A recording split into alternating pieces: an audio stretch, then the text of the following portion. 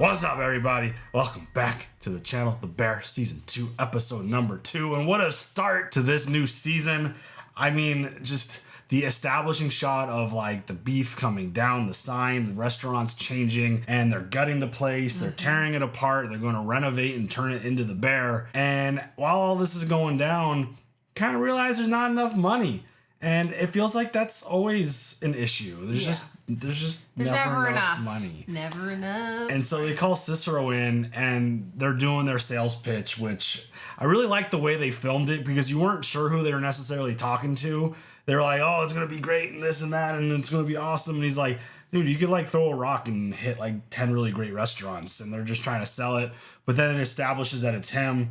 And this deadline that they put themselves on. Oh my God. I feel like it's going to create an insane environment because Carmi's like, yeah, if we don't get this up in 18 months, it's yours and you could sell it for however much it is. And oh my God. They have a very short timeline. And the really great part about this, they were all very restless. They're like, oh, I don't know what else to do. So they all went home for the night. And then you see Carmi in his apartment just like, I don't know what to do. Like, dude can't just turn on a movie and just like chill. No. Like, he's got to be working all the time because that's what you're comfortable with. That's what you're used to. All in. Yeah. And so him, Sydney, and his sister decided they all, without communicating, all came back to the restaurant to try to map out a plan to get everything done. Every minute matters. And it does. It really does. They're going to open in 3 months is the plan. That just seems so insane that they still have so much work to do. And again, I kind of said it in the last video, but like, why not give yourself like 24 months or 36? Extend that loan a little bit. I know. Can we do that sometime? I just, like 18 months when you got to go through a lot of steps that are out of your control. Yes. You need to get like approval and permits and all that stuff done. And it's not on you to be fast with like you relying on other people to get stuff done as well. They don't have any investment or care about what you're doing. Sometimes that stuff could take forever. And it's just, I can't wait to see how they build this, how they tell this story, because I mean, we saw it in season 1, tension and drama is just, they do it amazingly. The writing and the directing and the performances by everyone is just so insane. And I think Richie is going to be a really interesting element to this season. Yeah. We saw him in the premiere telling the story about someone who was part of a group and one member of the group just didn't bring anything to the party and they kicked him out of the club. And he feels like he's kind of in the same spot because now they want to go make this nice restaurant.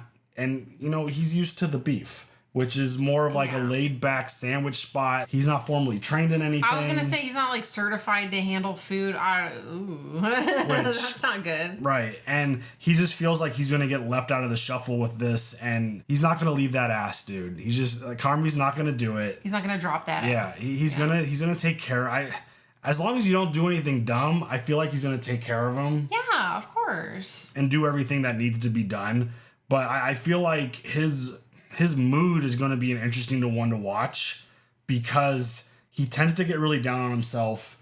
And then when he gets in these moods, he gets very defensive and he kind of lashes out sometimes depending on the situation. So, I mean, he did get stabbed by Sydney in the end of season 1. It's not funny. But it's not funny. I mean, things play out he's a really interesting character who's got a lot of stuff going on. And a really, really nice moment with Tina at the end. I know.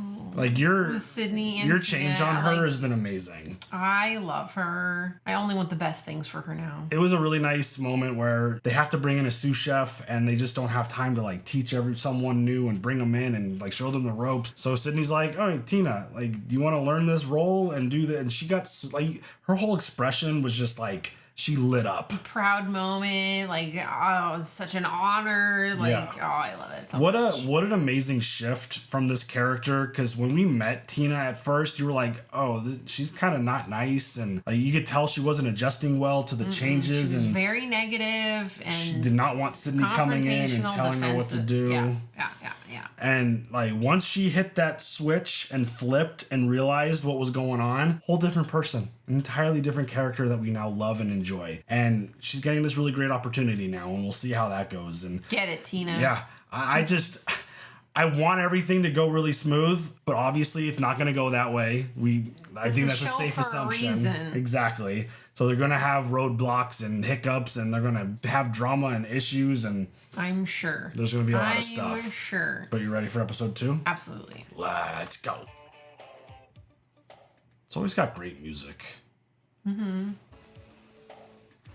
Oh, that was the CM Punk logo that he has on his wrestling trunks. Let's not talk about it. He is from Chicago. 12 weeks to open. Nick, sure you don't want to talk about it? Yeah, because it's like a vibe. What's the vibe? The vibe is just like, it's off. Something's off. Like, you'd be happier if I was a plumber. Corner. Yo, you guys okay? Yeah. Any of it salvageable? No, yes. It's probably hard for your dad to be supportive because he doesn't understand that this job doesn't pay much, it doesn't amount to anything, and doesn't make a whole lot of sense. Got it. When are you gonna see him? Tonight. Mom's birthday dinner. That'll be nice. Yeah, super. Come on, fridge guy. Yo. Whoa, heads up. Yo, toilet's still fucked. I'm aware I'm trading with the guy, but no go on the door, Paul. Well, that's a really crucial part. They're 5K. They're hand cast in Italy. Yeah, and we're in Illinois. Are you feeling okay, Nat? By the way, you look a little pale. Is it the Naperville nickel? Fine. Sometimes I look like February. Sure. What? So does this mean that she's taking the job and she's on board? Yeah. Makes you feel any better? My sister doesn't think I'm a genius. So. Doesn't hurt. How long is this video? Stop. All right, gentlemen, I'm taking over this operation. Now, before we can execute a deep clean, we gotta peel all this paint. That's what I just said. What you didn't say is that there's no reason to move these lockers twice. It seems like moving the lockers is the best way to do this. Wow, Marcus, I never thought I'd see the day where you'd form an actual alliance with Neil Jeff. No, it's just like common sense. Move the lockers first. I'm watching a guy who does this shit all the fucking time. He just tarps over. I'm trying to save your lizard some moves here. No, please move the lockers. There's not sides. There's one way. It's the fucking right way. Watch this. You called Mom? Nah. Mom. I just want to do it right, and I do think that we need to move the lockers out first before we scrape. So then move the lockers first? They're just gonna move it right back where they are, Natalie. Why fuck them up? Start bossing people around, please. I'm trying to head up this operation. I'm trying to assert myself. I don't know what they teach you about leadership at the bank, but in this kind of a situation, what you need is an alpha. Oh my God. Move the fucking lockers. Thanks, Mom. You're shitty. I didn't want to do it wrong. Shitty. I didn't want to do it wrong. You did call Mom, though. Thank you, Marcus. Yeah, but you were wrong.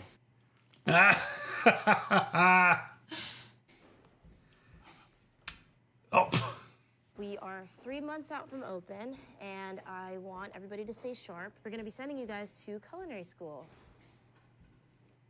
I love Tina. It's about, repetition, right? And it's already built into the budget, so you'll still be paid hourly. Yo, I'm in. Let's do it, baby. Ibra, this is going to be a really great way to take advantage of our time. Ibra's not excited as Tina is. I don't want to wear a uniform. Okay, well, you can discuss that with the school. It's exciting. I accept. Good job. When do we start? Mayhem. Just absolute mayhem. What are we going to find behind the lockers? Oh, God. It's the fridge handle. The fridge handle. It's breaking. Yeah, it's breaking off. My number is 773-555-0901. Guys, I think I know the answer. Please shut the fuck up. I wanted to do it the right I had way. this shit all done. And then he had And then the this plan, cucumber, and then he made he's it got to his. tell on Mom. Okay, got it. Thank you. Thank you.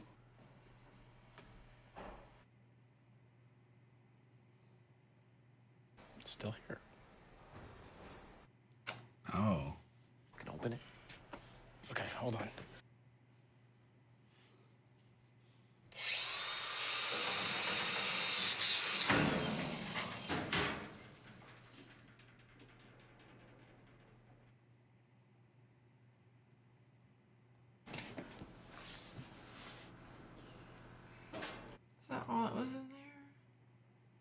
June 5th, 2010. Taste of Chicago. Booth. The booth? That was really fun.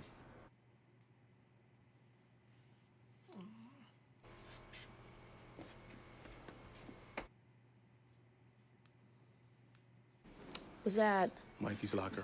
There was just a hat in it? Asshole. What? I'm not an asshole. Shit.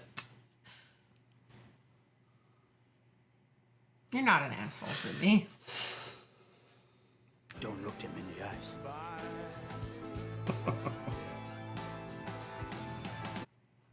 I'm sure this is a little intimidating. Oh my god, extremely. Still thinking chaos menu? Yeah, chaos menu, but, thoughtful. I wonder how hard it is to pick a menu, to come up with that. Oh, right. Can I ask you something and you can tell me to fuck off if you want? Doubt I'm gonna tell you to fuck off. When you got that call, the 3-star call. Fuck Yeah, off. okay. How'd it feel? First 10 seconds felt like a sort of panic, because I knew I just had to keep him. I had to retain him. You know, your brain does this weird thing where it just bypasses any sense of joy, attaches itself to dread. Just talking about that earlier. There's so much to worry about that you just think of dread and not joy. Fak, what's this brown shit? Why was there a hockey stick down the locker? Sworn to secrecy. Yo, can we switch? I need to see it. You can see just fine from where you are. It's my ladder.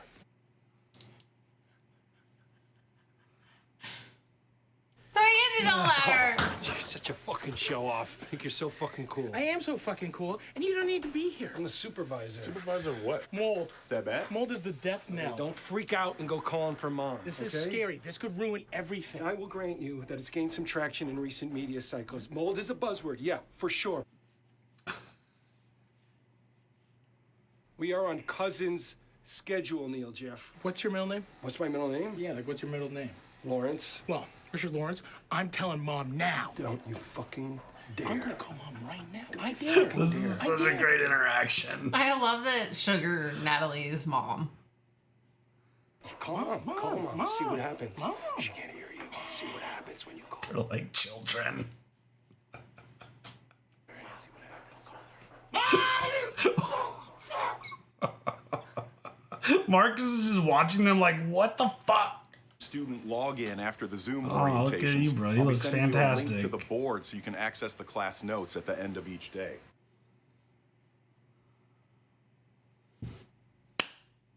Chef. Yes. Love you, chef. Yes. Oh, no. It's all right. It's okay.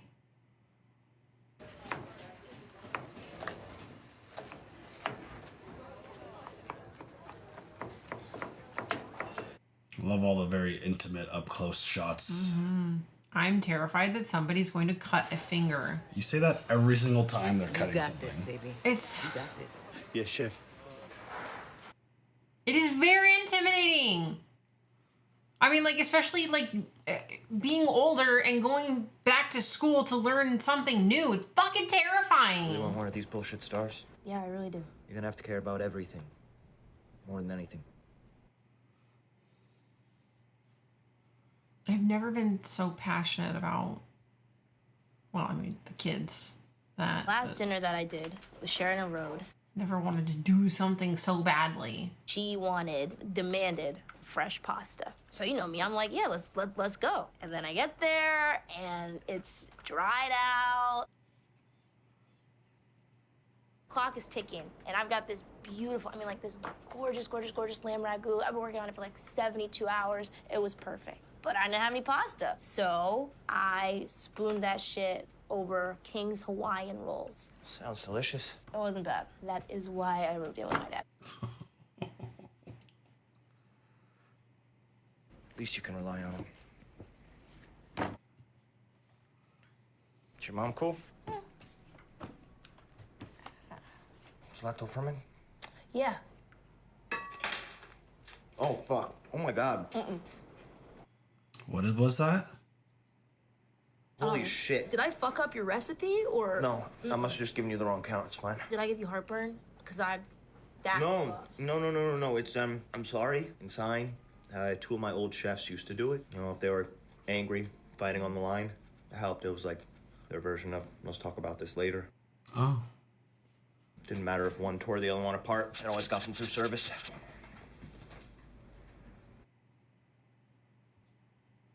Mikey died, and I just never wanted to be in this place at all. Then my other brother started running the place, and now I want to be here all the time. Fucking disgusting. As the toilet's friggin' burping, basically. So much is about to change. Am I just here to try and force everything to stay the same? But then I think I could be good at this. But as adults, we never try new things because it just becomes so easy to keep doing the same exact what's wrong thing. with the toilet? Why would it do that? Air bubbles? I haven't even told anyone I'm pregnant. I called it. Called it! The photo should have uploaded. No, I definitely already sent the one of the flush valve gasket. I don't even think that's where the issue is. Oh, she's talking to the plumber. Aw. Okay, fine, Jean. Yes, you are the plumber. Uh-huh. I thought she was like recording like a journal or something. Right? Or leaving a voicemail. This is not a what issue? We have a mold problem? No, we don't. It wasn't a question. A guy just returned our call about a mold problem and said it's definitely a mold problem. Well, I wonder how the fuck some guy would suspect us of having a mold problem. I don't know. Did you call a mold man? No. Fact. Richie. Richie. Natalie, relax. All right, these ceilings, they're practically styrofoam. Where we'd have mold, they would collapse when I go like this.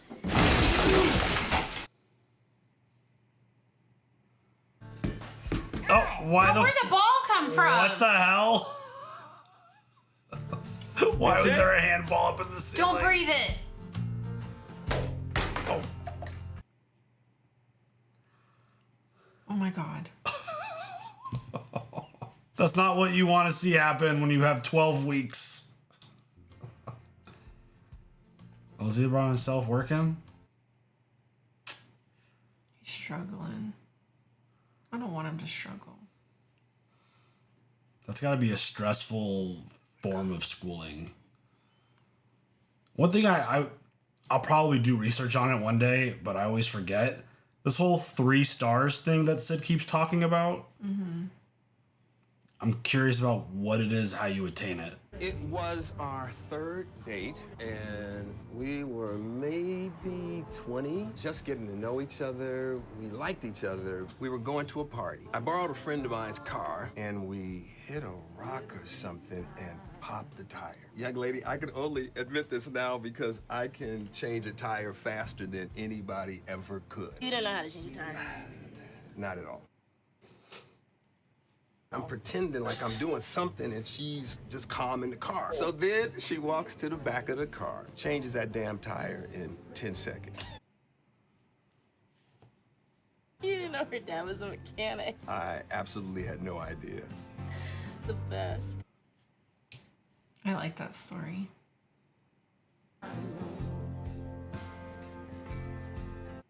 Is her mom not around anymore?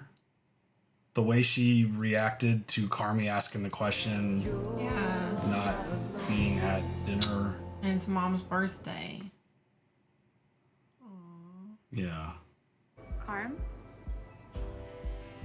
Claire, hey, it's been, Forever. You, making a Sunday? yeah, a nice veal stock Sunday. So how's your life been, Brizzato? I have no idea. How about you? I have no idea. I love their last name, by the way. That's so cool. Brizzato is such a cool name. Who is she? Someone... Coworker? Someone Mikey related, I feel like. You know, you did the right thing when you placed the anonymous call to the mole people. I didn't. I did. Oh. What I was trying to tell you. Alliance. Thanks, Alliance.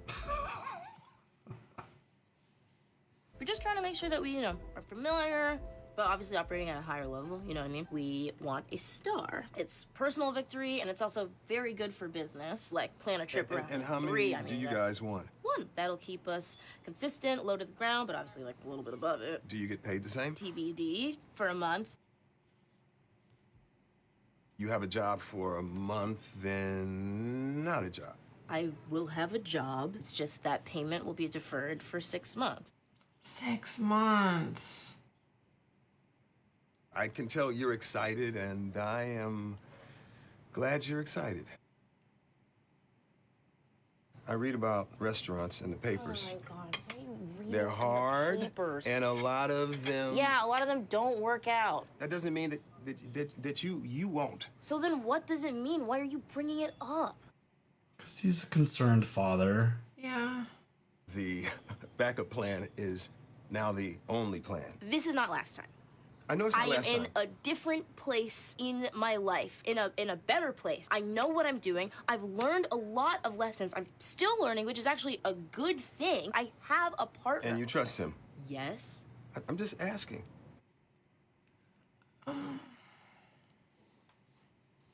I feel like this is a very normal conversation between a father and a child.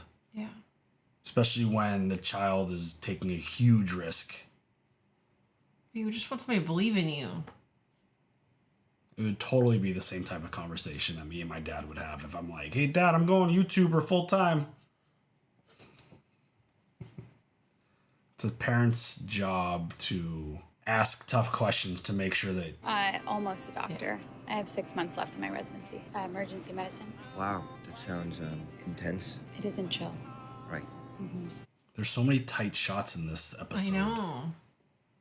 What are you doing? Opening a restaurant. You're doing the thing. Trying to, yeah. I love the name. The name? You don't remember the name. Of course I remember the name. They dated, for sure. It was... Bet you $1 million that you don't know the name. Prepare to be out of $1 million, dude. How could you remember the name? Because you're the bear, and I remember you. Wow.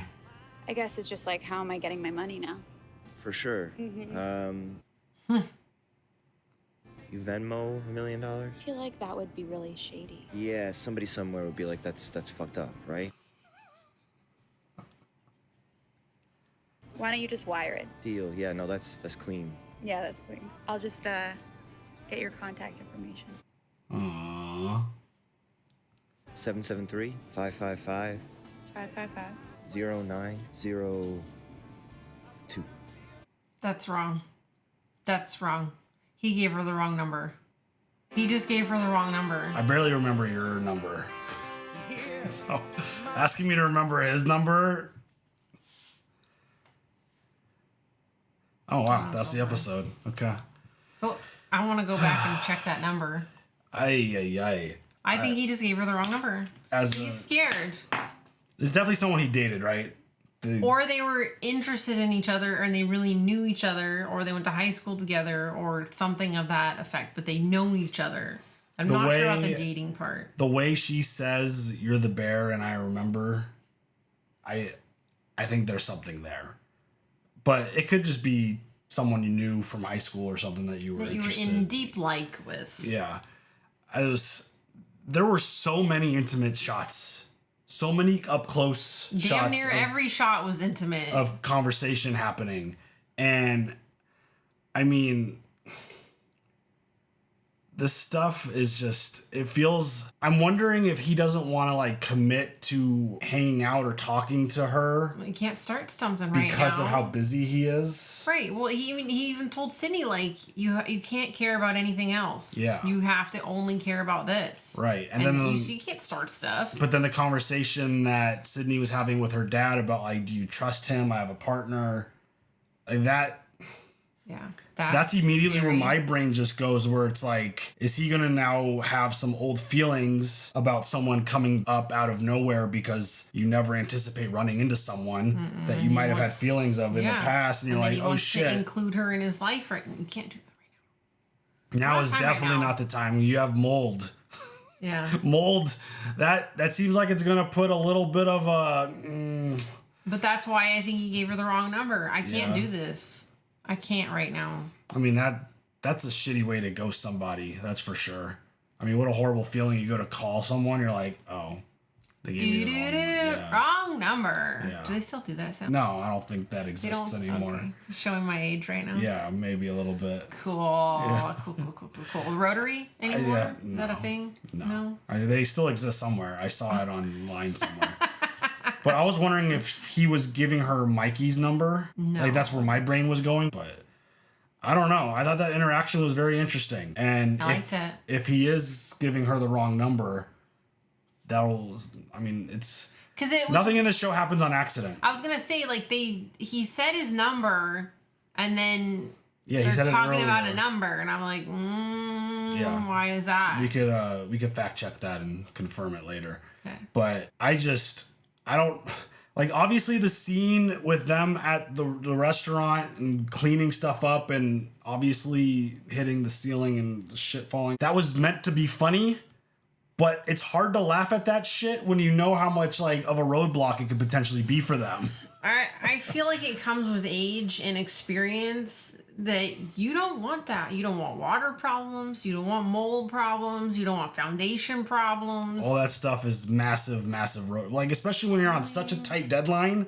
You have 12 weeks, which sounds a lot crazier than 3. Like, 3 months sounds like, okay, you got a little bit of time. Saying like 12 weeks, I don't know why. It just makes it feel so much shorter, putting it into weeks versus months. Right. And all I think of is dollar signs.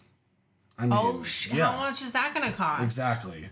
It never stops, folks. Never stops. And there's never enough money. They're gonna have to go back to Cicero at some point and be like, we need some more money. But I mean, just the fact that Richie hit the ceiling and a friggin' random handball fell. It looked like a little fire hat. Yeah. Like a little plastic fire hat fell on his. Like, what the hell do they have up there? Like, what is going on? So I don't know. That just, it feels like there's gonna be a lot of roadblocks on this road to opening. Yeah. It feels like there's gonna be a lot of them. And I mean, Ibra looks like he's struggling at culinary school. I feel so bad for him. But Tina is just... She's all about it. She's loving life. But yeah, Ibra... She loves the opportunity. She's really embracing it, the learning. But I mean, he's been around a while, and this is probably a difficult thing. Like, I wouldn't want to have to learn something brand new and try to, like, do everything precise. And, I mean, culinary school, like a lot of very specific schooling, is probably very stressful. I mean, I did film school, I took editing classes, and I kind of compare it to taking the editing class so many years after school to where I was so far out of the school mindset, but I wanted to go get certified in editing, and I took a couple classes, and it was very uncomfortable, especially being around a younger group, people who are right out of school looking to enhance their editing skills and stuff. I kind of feel like it's where Ibra's at, where he's obviously probably the older dude in the school. Exactly. And it's like he's got to learn something after not being through something like that, I assume, in a very long time. So I hope he doesn't get discouraged about the situation and follows through and like picks it up. But I don't know. I'm nervous for him now. Crazy opportunity. Take advantage. For sure. I don't even know how that works. Is it just like a pass-fail situation? Or do you get like certain grades that you have to hit a certain mark to like graduate? I don't know. It feels like it's pretty difficult from just the assumptions. I'm sure the folks in the comment section will love to tell us. Anyone who's been through culinary school. Yes. Share your experience. How does that work? For sure. Love hearing all the stories. Do you get a license? You get a certificate. I'm sure. You get a diploma, of course. Yes. But like, do you have to like maintain a certain grade on certain I think once you're certified, I think you're good to go. Cool. And there's probably levels to it, I would assume. I don't know. That's just guessing.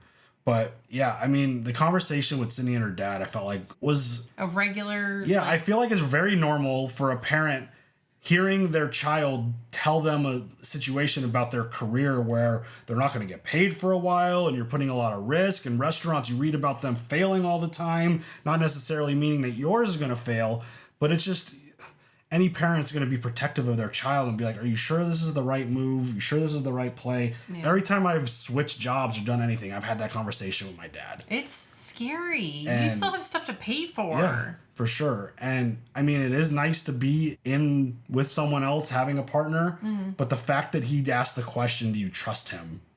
that just set off a red flag in my head. I don't know why. I know. I get it. I want to say yes, Carmi is 100% trustworthy, but you never know. Shit happens. Yeah, for sure. So that was another really good episode. I feel like there's gonna be a lot of roadblocks on this road to opening, and the idea. And again, here's another question for anyone out there who's opened a restaurant, started a restaurant, gone through culinary school. How hard is it to pick a menu?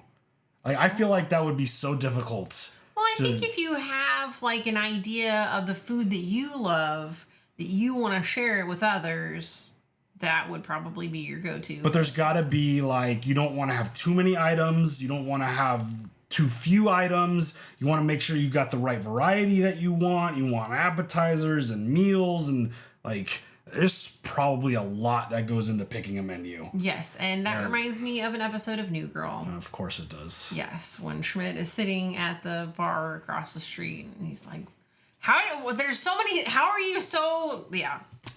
Just watch New Girl. Just be Cheesecake Factory and have literally every item. But they're really good at every fucking thing. How can you be good at everything? It makes me think of on your menu. It makes me think of Chef Ramsay's show. Was it Kitchen Nightmare? Mm-hmm. Where he would show Hell's up. Kitchen. Hell's Kitchen.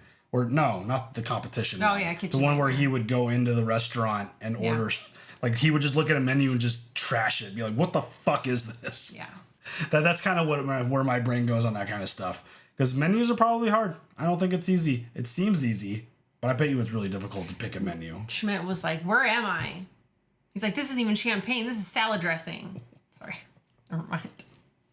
She loves New Girl. Oh Very my God, much. it's so good. Any other thoughts? No. All right. I just can't wait to see where this is going, because Carmi finding out that you have a mold issue, I don't want to be around when he finds out. But regardless, you guys share all your thoughts, leave your comments. We'll see you guys later for the next one. Have a good one. Bye.